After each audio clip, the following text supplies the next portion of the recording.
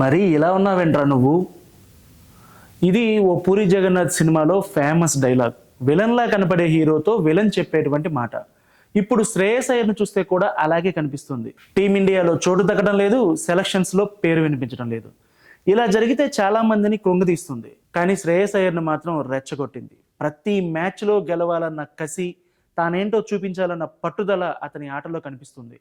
IPL 2026లో అతను lead చేస్తున్న Punjab Kings అన్బీటబుల్గా 7 మ్యాచ్లు గెలిచింది. ఇందులో ఓ మ్యాచ్లో రిజల్ట్ రాకపోయినప్పటికీ ఆ మ్యాచ్లో కూడా జరిగినంతసేపు వాళ్ళదే డామినెన్స్ కనిపించిందన్నది నిజం. 2024కు ముందు గాయం కారణంగా శ్రేయస్ అయ్యర్ టీమిండియాకు అందుబాటులోకి రాలేదు. అయితే ఆ సీజన్లో జరిగే IPL కోసమే శ్రేయస్ అయ్యర్ టీమిండియాలో ఆడలేదు అనేటువంటి విమర్శలు వచ్చాయి.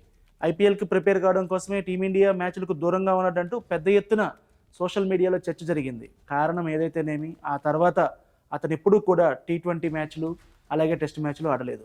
2024లో ఏ IPL కోసం టీమిండియాకు ఆడలేదో ఆ సీజన్లో అద్భుతంగా IPLలో పర్ఫామ్ చేసి KKRకు కప్ అందిస్తే సీజన్లో కప్ గెలిచిన వెంటనే వాళ్ళు అతన్ని దూరం చేసుకున్నారు.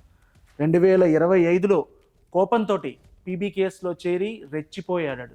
ఆ టీంను అద్భుతంగా లీడ్ చేసి ఫైనల్ వరకు తీసుకెళ్లాడు. కానీ ఫైనల్లో దురదృష్టం వెన్నాడింది, RCB గెలిచింది. ఇక అప్పటి నుంచి తనను తాను ప్రూవ్ చేసుకోవాలన్నటువంటి తపన అతనిలో కనిపిస్తుంది. టీమిండియా జెర్సీ లేకపోయినా క్రికెట్ మైదానంలో ఒక ప్లేయర్ ఎలా సమాధానం చెప్తాడో దాన్ని చూపిస్తున్నాడు శ్రేయస్. ఇది కేవలం ఫామ్కు సంబంధించింది కాదు, ఇది ఒక స్టేట్మెంట్. నన్ను పట్టించుకోరా, సరే నేనేంటో చూపిస్తానని చెప్పేటువంటి స్టేట్మెంట్. ఆ స్టేట్మెంట్ అనేది కేవలం తనను వదిలేసినటువంటి KKRకి మాత్రమే కాదు, తనను పట్టించుకునేటువంటి టీమిండియా సెలెక్టర్లకు కూడా అన్నమాట. ఇక ఈ సీజన్లో అయితే PBKSను అతను ఎవరికి అందనంత ఎత్తుకు తీసుకెళ్లి పెట్టాడు. ఇంతవరకు ఒక్క మ్యాచ్ కూడా ఆ టీం ఓడిపోలేదు IPLలో. అంటే IPL ఆల్మోస్ట్ సగం సీజన్ కంప్లీట్ అయింది. వాళ్ళు ఏ రకంగా ఆడుతున్నారో చూడొచ్చు. ఆ టీంలోని కుర్రాళ్ళు అయితే ఇచ్చి పడేస్తున్నారు. IPL చరిత్రలోనే అతి పెద్దదైనటువంటి 265 పరుగుల టార్గెట్ కూడా PBKS ముందు ఎందుకు పనికి రాకుండా పోయింది. ఆ టీంలోని కుర్రాళ్ళు ఊడ్చి పడేశారు ఆ స్కోర్ని. యంగ్ ప్లేయర్స్ ఆల్రెడీ ఒక సెటప్ చేస్తే ఆ తర్వాత వచ్చినటువంటి శ్రేయస్ అయ్యర్ మిగతా పనిని ఫినిష్ చేశాడు. ఈ సీజన్లో ఒక కెప్టెన్గానే కాకుండా పర్సనల్గా కూడా శ్రేయస్ అయ్యర్ చాలా అగ్రెసివ్గా కనిపిస్తున్నారు. ఇప్పటి వరకు 7 మ్యాచ్లు జరిగితే అందులో అతనివి 4 హాఫ్ సెంచరీలు ఉన్నాయి. ఒక మ్యాచ్ అసలు జరగలేదు, బ్యాటింగ్ చేసే అవకాశం రాలేదు. అంటే 6 మ్యాచ్ల్లో 4 హాఫ్ సెంచరీలు ఉన్నాయి. అంతేకాదు శ్రేయస్ అగ్రెషన్ ఏ రేంజ్లో ఉందంటే అతని 10 ఏళ్ల IPL కెరీర్లో ఎన్నడూ లేనంతగా అతని స్ట్రైక్ రేట్ ఉంది.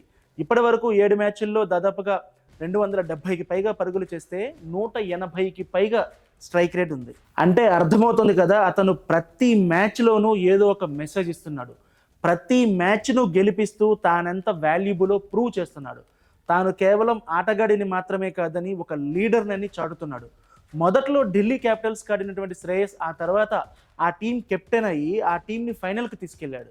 ఆ తర్వాత KKRకు ఆడి దానిని ఫైనల్కు చేర్చడమే కాదు, దానికి ఒక కప్ను కూడా అందించాడు. లాస్ట్ ఇయర్ PBKSను ఫైనల్కి తీసుకెళ్లాడు. IPL చరిత్రలోనే చాలా దారుణమైనటువంటి ట్రాక్ రికార్డు ఉన్నటువంటి PBKS ఒక్కసారిగా లైమ్ లైట్లోకి వచ్చింది అంటే దానికి కారణం శ్రేయస్. ఈ సీజన్లో ఆల్మోస్ట్ వాళ్ళకు ప్లే ఆఫ్ బెర్త్ కన్ఫర్మ్ అయిపోయినట్లే. ఎందుకంటే ఇప్పటికే 7 మ్యాచ్లు గెలిచారు. ప్లే ఆఫ్ అనేది అఫీషియల్గా కన్ఫర్మ్ అవనప్పటికీ దాదాపుగా వాళ్ళ ప్లే ఆఫ్ బెర్త్ కన్ఫర్మ్ అయినట్టే. మరి ఈసారి కప్ అందుకుంటే సెలెక్టర్లు శ్రేయస్ని ఆపగలుగుతారా? కామెంట్ చేయండి.